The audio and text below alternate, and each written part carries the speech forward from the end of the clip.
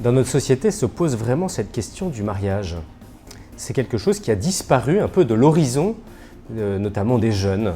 Ça ne fait plus partie vraiment des possibilités, où c'est vraiment marginal, où c'est quelque chose de film ou de dessin animé, de princes et de princesses.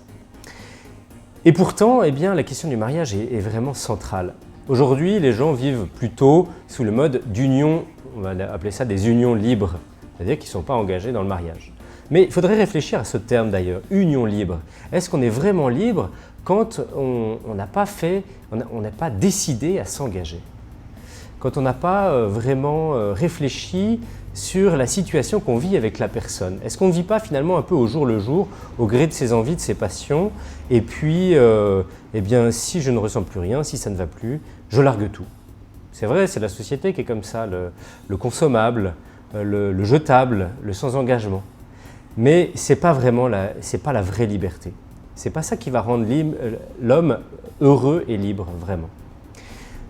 Être libre, c'est poser un acte en pleine connaissance et en pleine conscience, et un acte qui nous engage. Et le mariage est un engagement. C'est un engagement pour une durée indéterminée.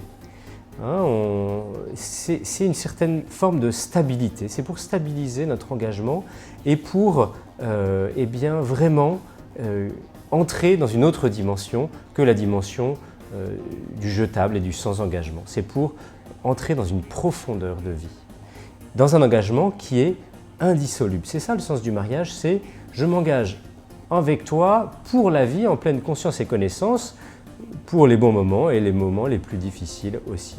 Mais parce que l'amour, eh bien, il se vit jusqu'au bout. Et c'est ça qui est vraiment capital. Alors, le mariage, évidemment, il peut se faire le mariage à la mairie, mais pour nous, catholiques, c'est le mariage à l'église qui a vraiment du sens, puisque dans le mariage à l'église, on va dire au Seigneur, je ne suis pas capable d'aller jusqu'au bout par mes propres forces, c'est impossible d'aimer Germaine toute ma vie. Germaine, je l'aime parce qu'elle est mignonne quand elle est jeune, elle est sympathique, mais est-ce que quand elle aura 50 ans, ou Robert, quand il aura sa bedaine et qu'il sera paresseux dans son fauteuil, est-ce que je vais l'aimer? Eh bien, c'est pas possible humainement, c'est vrai.